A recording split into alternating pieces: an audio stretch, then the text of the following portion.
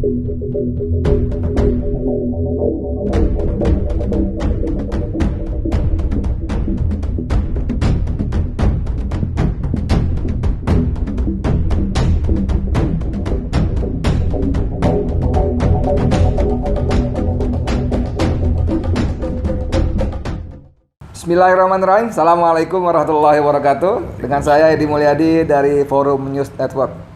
Tetangga sebelah kiri saya. Ini sekarang jadi benar-benar pria panggilan. Dipanggil dan dicari.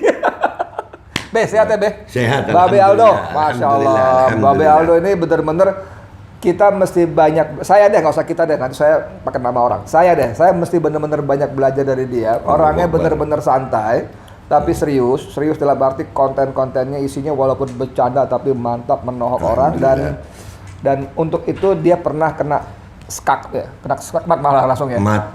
Udah kirim salam innalillahi wa inna ilaihi rajiun, syahid. Sabur bu. Nah, saya belum sampai situ. Walaupun bilang, lu gila, tapi sorry gue belum seberani dia. Sebelum panjang lebar, pinjam kata dia. Panjang umur perjuangan, ngopi dulu. Tetap santuy, tetap bakal sehat, jangan lupa ngopi. Bismillahirrahmanirrahim.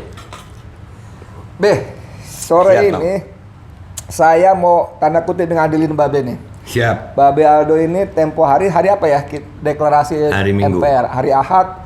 Majelis Penderitaan Rakyat. Padahal jauh sebelumnya itu beberapa hari dia ada kontak saya intens segala macam. Bang, nanti ente gabung bla bla bla bla bla gitu. Pada waktunya dia nggak ngasih tahu kita. Oke.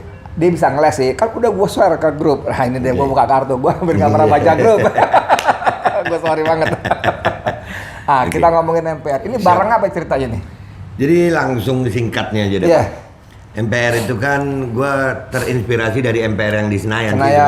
Gedung kura-kura. Iya, gedung kura-kura karena di sana itu pintunya sering tutup.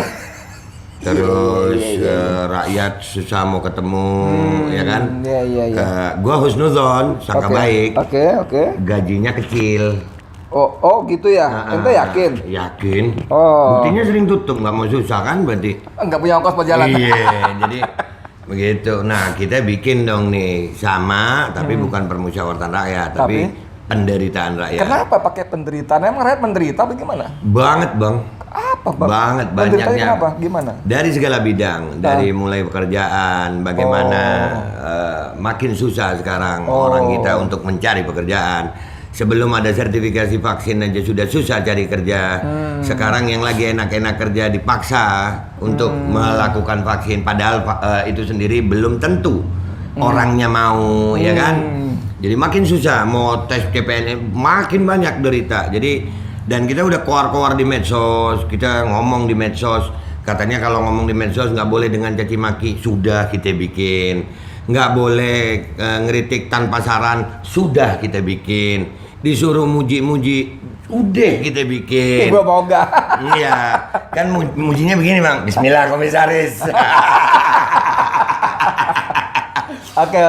Kita paham, penderitaannya maksud paham. Tapi yang saya mau tanya, kenapa pakai istilah majelis gitu? Gimana pemahamannya nggak majelis penderitaan itu?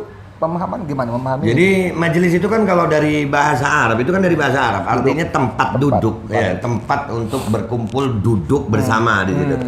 Jadi kita duduk bersama-sama rakyat yang menderita. Jadi kita merajut segala beda demi persatuan bangsa, melawan semua derita. Mengubah penderitaan menjadi kebahagiaan. Amin ya Rabb. Oke, sekarang kalau di Senayan itu kan ada ketua, ada sekjen apa gitu kan. Di MPR ente gimana, Bos? Insya Allah OTW. OTW itu artinya? On the way, lagi on process gitu, on progress.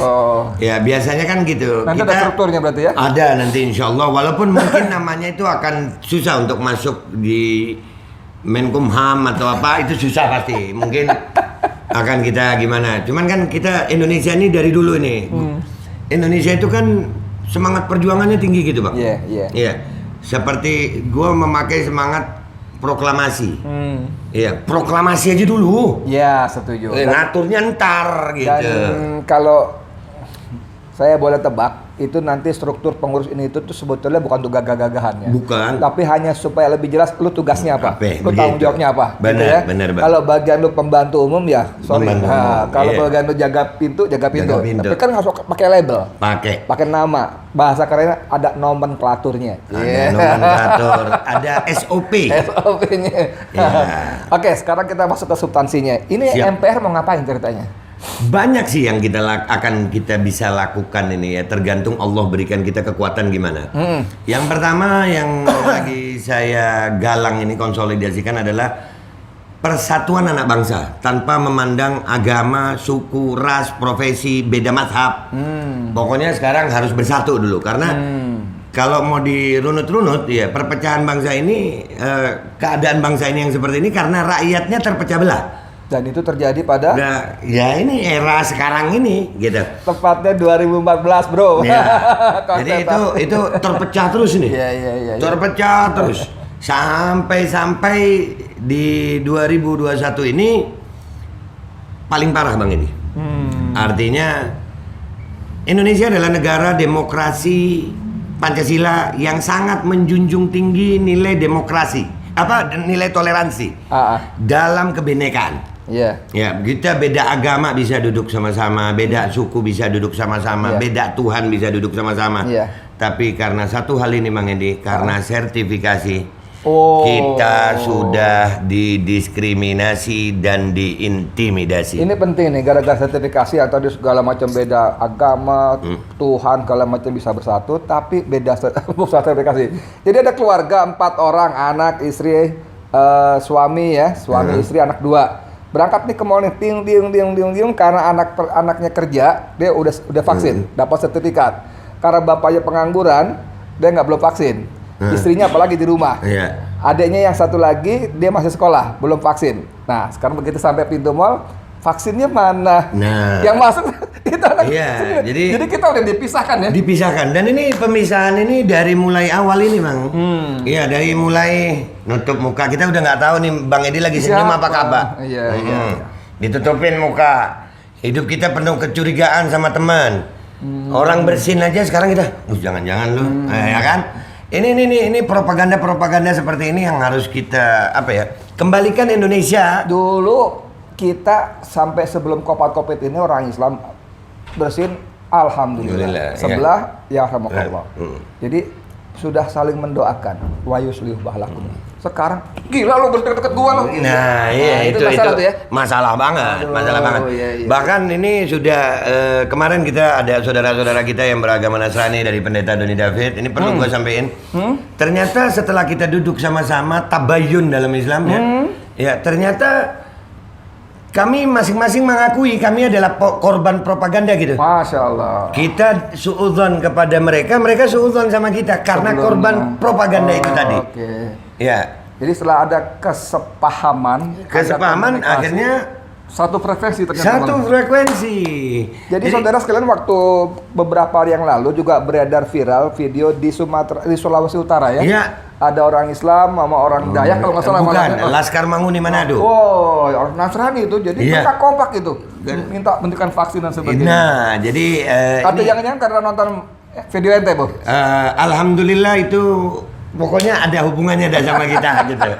Alhamdulillah. Jadi kita intinya ngomong virus ya, ngomong virus, videonya Babe Aldo jadi virus, tapi virus yang menyebarkan kebohongan dan perlawanan dalam persatuan.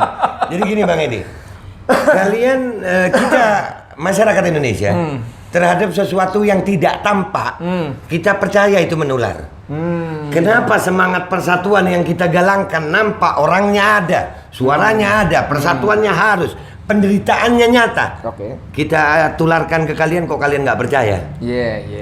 Iya, masa kalah sama virus kita? Kan gitu. Oke, lanjut lagi ngobrol Siap, lagi Bang. Mas MPR. Oke, tadi kita Tapi tahu. boleh ngopi dulu Bang ya? Boleh. Rada kurang cerdas gua kalau kagak ngopi. Nah, udah kita tahu ini barang apa, kita pengen tahu bentuk perjuangannya. Mau Oke. bagaimana MPR? Kemarin ente ada telepon, Bang, tolong kirim KTP bla bla bla. Ini ngapain ya KTP? Mau Oke. maju pilkada apa gimana? Iya, jadi gini Bang. Jadi dalam perjuangan itu MPR ini tidak mau berjuang melawan keluar dari konstitusi hukum Indonesia. Nggak mau kita. Top, Marco top. Ya, karena kita cinta bangsa ini. Sip. Iya. Kita nggak mau berbenturan dengan aparat di lapangan. Sip. Kenapa? Mereka saudara kita. Setuju. Kita yang sakit, bangsa Indonesia yang sakit, aparat yang sakit, bangsa Indonesia yang sakit. Kita nggak mau dipecah. Jadi kita sesuai dengan hukum yang berlaku. Jadi kita ada tim hukumnya.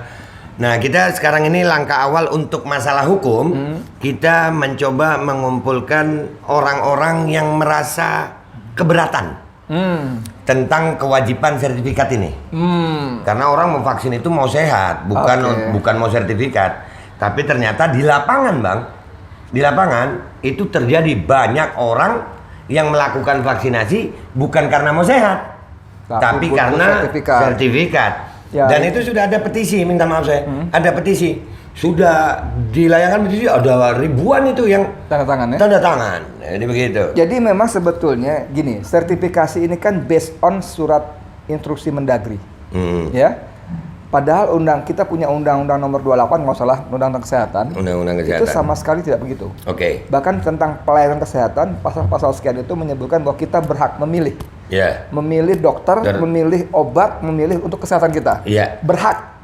Jadi ketika ada mewajibkan vaksin, itu sudah melanggar undang-undang. Iya.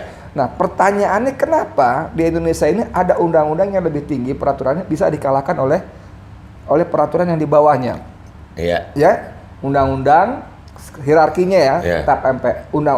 Pancasila, Undang-Undang Dasar 45, undang-undang, kemudian Perpu, peraturan pemerintah undang-undang, baru peraturan presiden dan ke bawah terus. Menteri itu jauh di bawah. Kenapa bisa ngalahin? Jadi ini sudah terjadi pelanggaran hukum sebetulnya. Kedua, terjadi pelanggaran hak asasi manusia. Betul. Terserah gue dong.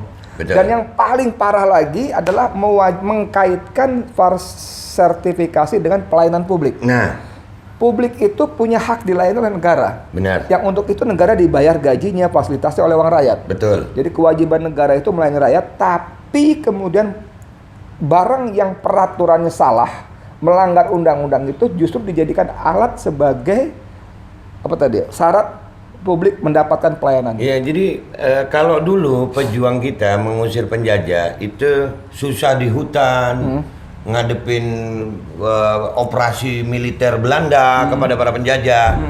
Zaman sekarang kita rendah banget, Bang. Iya, ya. Iya, dijajah kertas. Lu kalau nggak sertifikat lu nggak bisa kerja, lu takut. Iya deh. Nggak bisa kerja. Nggak bisa masuk mall. Gue sih nggak perlu masuk mall juga, nggak punya duit kan. Paling cuma ngadem. Nggak bisa naik kereta komuter lain. Nggak bisa, sekarang mau katanya nggak bisa naik busway. Kemudian kalau kita punya dikit nggak bisa naik pesawat terbang. Jadi kita semua dibikin susah. Iya, dan ini tidak ada hubungannya sama kesehatan. Tidak ada hubungannya sama kesehatan. Karena dalam hubungannya apa? Nggak tahu gue. Bisnis. Ada yang jualan vaksin, bro. Bisa jadi ya. Nilainya puluhan triliun, bro. Siapa yang main? Doi juga, bro. Oke, siap. Jadi mereka udah impor segala macam. Ini vaksin harus dipakai, harus dibayar. Walaupun rakyat nggak bayar, tapi APBN bayar, uang kita juga. Ini gede, bro, bisnis gede, bro. Ini mafia. Ngomongnya pakai masker.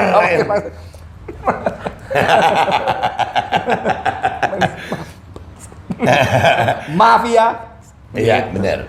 Jadi intinya dari kebijakan-kebijakan itu yang saya lihat adalah ini kalau saja rakyat sadar dan mau bersatu, apapun sistemnya, siapapun pemimpinnya, apapun kebijakannya, kalau rakyat ini mau bersatu, selesai ini masalah. Itu persoalannya, Babe Aldo. Soalnya gitu. Bagaimana kita membuat mereka mau bersatu ya? Ketika kita bunyi Babe Aldo deh, paling gampang deh. Wawancara Dr. Luis yang banyak orang berpikir, oh iya ya, bener juga ya. Itu kan sesuatu yang nyempal dari arus utama, tapi masuk akal. Iya ya, bener juga ya. Misalnya paling gampang Anda nanya, coba itu alat tes apa sih? PCR. Itu betul nggak? Diaudit betul nggak? Jangan bicara soal audit harganya deh. Fungsinya aja deh. Bagaimana air keran bisa menunjukkan itu antigen. Misalnya begitu ya. Itu kan akhirnya kita berpikir iya juga ya. Belum tentu kita bilang benar juga, bukan. Iya. Kita iya juga ya. Itu aja udah masalah kan? Iya, benar. Gitu loh. Jadi kita menghadapi rezim yang seperti ini. Oke, jadi kembali lagi saya mau fokus karena saya ini kan namanya Majelis Penderitaan Rakyat. Jadi gue udah capek mikirin pejabat. Udah nggak mikir gue. Terserah Bapak deh, Bapak mau ngapain terserah deh. Bapak mau bikin apa kebijakannya terserah Bapak. Gue mau perhatiin rakyat. Jadi sekarang narasinya bukan anti pemerintah, bukan. Bantu pemerintah. Kak, mungkin pemerintah, iya pemerintah mikirin dirinya sendiri, kelompoknya sendiri, partainya sendiri. Mau 2024 calonnya sendiri. Iya deh Pak. Serah Bapak. Gue mau mikirin rakyat lu. Karena saudara gue. Nah itulah masalahnya. Tadi pagi saya ngeliat bang berita-berita nih udah sedih gue ngelihatnya. Ibu-ibu yang cuma ngambil apa di supermarket ya minyak atau apa itu sabun diancam 7 tahun penjara. Allah Akbar, Ya. Terus ada yang bentangkan tulisan di bawah. Tulisannya apa? Wah udah itulah. Apa tulisannya? Itu. Mari berisik bersatu gitu. Itu. Iya. Iya. Ya kan jadi itulah pejabat kita gitu. Itulah pejabat kita. Contoh lagi kebijakan-kebijakan di daerah. Ini contoh aja Jakarta. 70% warga yang divaksinasi itu berarti sudah mencapai herd immunity. Harusnya. Ini udah 90. Oh, udah jauh. Udah jauh, tapi masih tetap Diuber-uber. Mestinya udah herd immunity. Karena bisnis tadi, Oke, ini vaksin udah dibayar. Nah, makanya dari situ saya mau mengajak semua masyarakat Indonesia, ayo bersatu. Ayo bersatu. Kita bisa. Balik ke soal KTP tadi, itu untuk apa KTP itu? Untuk menjadi prinsipal. Untuk? Menggugat kebijakan. Oh, jadi apa? JR ya? Iya. Judicial Review. Iya, kepada menggugat Mahkamah Konstitusi. Bukan. Masih ke PT UN dulu. Oh, PT UN. Saya nggak mau ke pusat dulu. Oh. Karena kan begini, Indonesia itu kan kayak seperti Bang Edi bilang hierarkinya ada undang-undang, ada perpres, ada keputusan daerah. Ya, entah itu gubernur, wali kota. Ya. Kami mau di sini dulu. Walaupun kami tahu sini dasarnya adalah pusat. Ya. Akan tetapi kan sekarang Indonesia ini ada undang-undang otonomi juga. Iya. Iya, karena pemimpin daerah bukan dipilih oleh presiden, Pak. Oke. Pemimpin daerah dipilih oleh rakyat di daerah situ. Iya. Pertanggungjawaban pemimpin daerah mestinya kepada rakyat. Ini menarik saudara, ini menarik betul sampai Babe Aldo dengan tekanan intonasi suara yang gitu. Ini menarik bahwa pemimpin kepala daerah itu dipilih oleh rakyat. Seharusnya dia secara legitimasi dia kuat. Karena dia bukan diangkat pejabat di atasnya, Bukan. entah menteri apalagi presiden. Iya. Gubernur, wali kota, ketua DKI ya. Gubernur itu dipilih rakyat, harusnya dia lebih berpihak pada rakyat. Mestinya. Ini mohon maaf nih ya penonton yang lain ya, mohon maaf. Saya agak nggak ngerti juga nih kenapa Anies bikin peraturan macam tadi. Naik komuter lain, naik busway, masuk mall, kudu vaksin yang dia tahu persis bahwa peraturan itu adalah melanggar undang-undang yang di atasnya. Nah itu yang kami mau tanyakan. Soalnya kan kalau kami ngomong di medsos nggak didengar nih. Ya kami mau ngomong di medsos. Kami berharap sih ada tanggapan baik. Nggak usah sampai PT UN umpamanya. Melihat gerakan kami gini akhirnya terjadi audiensi. Ayo dengerin rakyat Pak. Audiensi untuk komunikasi, bukan selfie. Ya kalau selfie gue tadi selfie. Iya, tapi jadi menarik Babe Aldo, sorry banget nanti saya dituduh cebong lagi tiba-tiba nyerang Anies. Enggak. Minta maaf saya yang negor Bang Edi sekarang minta maaf dengan segala hormat. Gue di MPR sudah tidak ada lagi kadrun, nggak ada cebong, nggak ada kampret. Kita rakyat Indonesia. Gue nggak mau lagi dipecah belah. Gue nggak mau. Tapi kan sebelah sono kan memanfaatkan setiap lobang. Oke, sebelah sono seperti itu tetap gue sambut dengan cinta karena gue cinta Indonesia. Mantap. Begitu Bang Edi. Oke, mungkin bagaimana? Udah berapa menit nih bro? Oke, udah banyak ya. Sebagai penutup, saya ingin begini, kembali ke soal ini. Ini penting betul menurut saya sebagai seorang kepala daerah. Saya nggak tahu ya, mau disambungkan 2024 atau apa, nggak ada urusan buat saya. Sama. Tapi mestinya sang kepala daerah ini momentum. Mestinya. Menunjukkan keberpihakannya kepada rakyat. Betul. Kalau dia punya agenda 2024, 2278 atau berapa segala macam nggak ada urusan ya. 3600 nggak ada urusan kita ya. Ini kan kesempatan bro. Nah sekarang pertanyaannya, saya paham. Sekarang bagaimana pertanyaannya, suara kita ngobrol ini, terutama dalam konteks yang terakhir tadi, ini menunjukkan keberpihakannya kepada rakyat yang memilihnya. Iya. Tanda kutip balas budinya. Iya. Kewajiban dia kan membalas budi kepada rakyat. Pada rakyat yang memilih dia. Karena dia diangkat oleh rakyat. Oleh mandat suara rakyat. Bukan oleh pemimpin di atasnya. Nah, bukan, justru sebaliknya gitu. Nah, saya nggak tahu ada mekanisme nggak supaya orang-orang sekitar Anies atau ngomong Anies lah, mohon maaf, itu yang nyampein, iya, ini si obrolan si Edi sama si Aldo ini kayaknya bener juga, atau gimana? Iya. Jadi saya nggak mau masalah tentang satu aja Bang Edi, karena gue MPR ini luas di Indonesia. Indonesia. Ya. Iya. Gue mau pesen semua kepala daerah di Indonesia, kalian dipimpin oleh rakyat. Dipilih oleh rakyat. Iya, dipilih oleh rakyat. Kalian dipilih oleh rakyat. Keberpihakan kalian terlihat sekarang. Kalian mengikuti yang mana? Kalian mengikuti yang memilih atau kalian mengikuti yang menyuruh? Stop. Oke, mantap. Itu aja. Jangan lupa ajak saya di MPR. Siap, wajib. Berarti jadi prinsipal ya. Insyaallah siap. Jadi prinsipal. Kita kirim KTP-nya. Siap, jadi prinsipal. Pokoknya semua hal yang kita anggap, kita yakin sebagai bagian dari amar ma'ruf nahi munkar, kita harus ikut terlibat. Siap. Barangkali itu jadi salah satu cara kita. Amin ya membuat Allah ridho sama kita. Amin ya kan? ya Rabb. Kalau Allah udah ridho, masya Allah, surga dideketin, neraka dijauhin, insya Allah. Amin. Sahabat di dunia banyak. Masya Allah. Kita merangkul, bukan memukul. Sip. Siap. Bos jadi salah. Saudara sekalian, demikian obrolan saya dengan Babe Aldo. Laki-laki panggilan yang makin ketop aja dan bikin saya ngiri. Ini guru gue, Ngiri karena perjuangannya mantap luar biasa. Saya terseok-seok mengikuti perjuangan dia. Alhamdulillah. Berharap bisa jadi bagian dari barisan ini. Alhamdulillah. Dari saya Edi Mulyadi untuk FNN. Assalamualaikum warahmatullahi wabarakatuh. Waalaikumsalam warahmatullahi wabarakatuh. Sip. Tetap santuy, tetap makan sehat. Bentar dulu Bang, jangan lupa ngopi Bang. Curang lo. Enggak, jadi gue nggak boleh, dia abang gue. Cium tangan. Oke.